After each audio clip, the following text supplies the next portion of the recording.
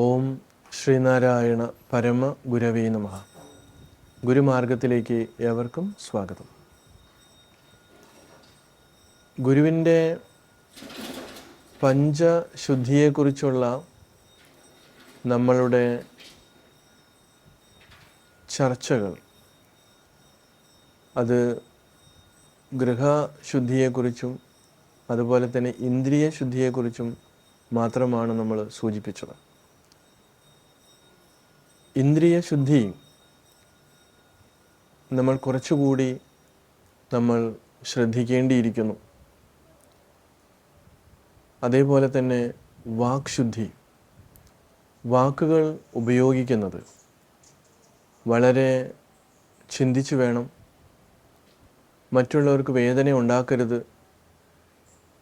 പൊതുവേ നമ്മൾ പറയാറുണ്ട്, ഒരാൾക്ക് നമ്മളൊരു അടി കൊടുത്താൽ, കൈകൊണ്ടൊരു അടി കൊടുത്താൽ ആ വേദന മാറുമ്പോൾ അത് മറന്നു പോകാം. പക്ഷെ നമ്മൾ വാക്കുകൊണ്ടാണ് ഒരാൾക്ക് അടി കൊടുക്കുന്നതെങ്കിലോ അയാളുടെ മരണം വരെ അത് അയാളുടെ മനസ്സിലുണ്ടാവും. തീർച്ചയായിട്ടും ഈ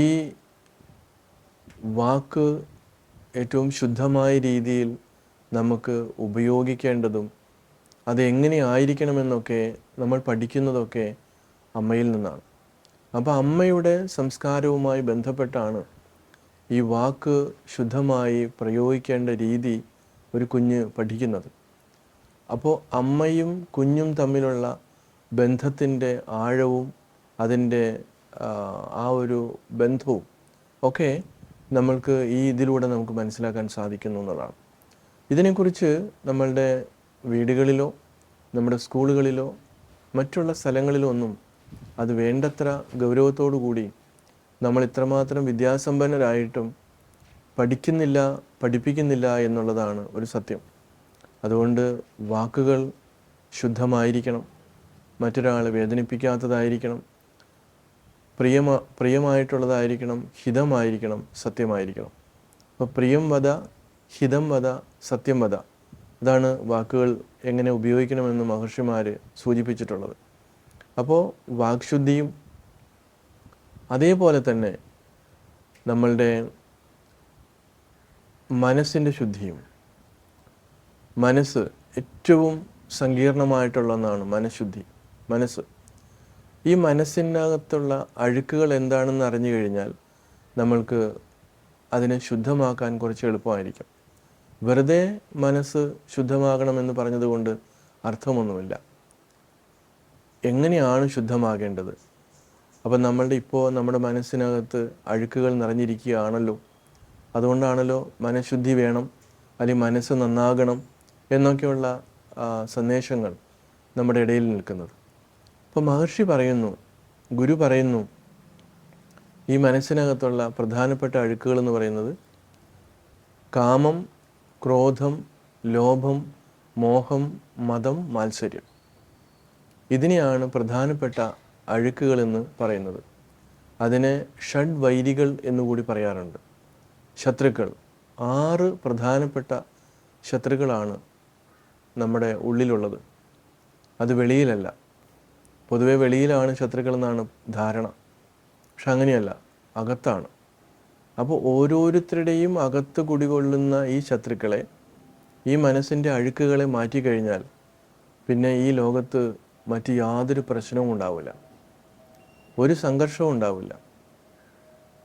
അപ്പോൾ അതിനെക്കുറിച്ച് നമ്മൾ വളരെ ഗൗരവമായിട്ട് ചിന്തിക്കേണ്ടതാണ്. അപ്പോൾ പഞ്ചശുദ്ധിയോടുകൂടി 10 ദിവസത്തെ വ്രതത്തോടുകൂടി ശിവഗിരി തീർത്ഥാടനത്തിൽ പങ്കെടുക്കണമെന്ന് പറയുമ്പോൾ, ഈ വ്രതം വരുമ്പോൾ തന്നെ നമ്മുടെ സ്വഭാവത്തിലും നമ്മുടെ ഗൃഹത്തിലും നമ്മുടെ വ്യക്തിബന്ധങ്ങളിലുമൊക്കെ നമ്മൾ വിചാരിക്കുന്നതിൻ്റെ അപ്പുറത്തേക്കുള്ള മാറ്റങ്ങൾ ഉണ്ടാവുകയാണ്. അപ്പോൾ കാമം എന്ന് പറയുന്ന ഒരു അഴുക്ക്, അശുദ്ധി, അത് ആഗ്രഹങ്ങളാണ്. എത്രമാത്രം ആഗ്രഹങ്ങളാണ് ഇവിടെ ഉള്ളത്.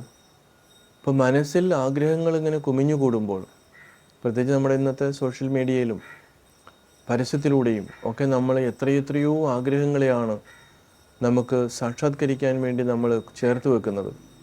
അതിനുവേണ്ടി ഒരുപാട് സമയം, പണം ഒക്കെ നമുക്ക് ചിലവഴിക്കേണ്ടി വരും. ആരോഗ്യം. പക്ഷേ പണത്തിൻ്റെ അഭാവം വരുമ്പോൾ നമ്മൾ വീണ്ടും അത് സമ്പാദിക്കാൻ വേണ്ടി വഴിവിട്ട വഴികളിലൂടെ നമ്മൾ സഞ്ചരിക്കുകയാണ്. അപ്പോൾ ഇങ്ങനെ വരുമ്പോഴോ അത് വീണ്ടും കലുഷിതമാകുകയാണ്. അപ്പോൾ ആഗ്രഹങ്ങളെ അതുകൊണ്ട് തന്നെ ബുദ്ധനൊക്കെ പറയും, ഈ ആഗ്രഹങ്ങളാണ് മനുഷ്യൻ്റെ ദുഃഖത്തിന് പരമമായിട്ടുള്ള കാരണം. അതിനെ നമ്മൾ പരമാവധി കുറയ്ക്കാൻ നോക്കുക.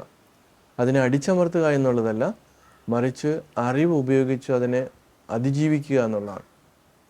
അങ്ങനെ വരുമ്പോൾ തീർച്ചയായിട്ടും നമ്മൾക്ക് നല്ല ഒരു ബാലൻസിലേക്ക് നമുക്ക് വരാൻ പറ്റുമെന്നുള്ളതാണ്.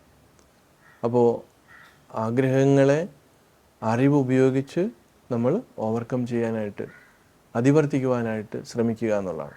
ഇപ്പോൾ ഗുരു നമ്മളോട് പറയുന്നത് വളരെ ശുദ്ധമായ ഓരോ മനുഷ്യനും ഐശ്വര്യവും അഭിവൃദ്ധിയും ഉണ്ടാകാൻ വേണ്ടിയിട്ടാണ്. നമുക്കതിനു വേണ്ടി ശ്രമിക്കാം. ഏവർക്കും നമസ്കാരം.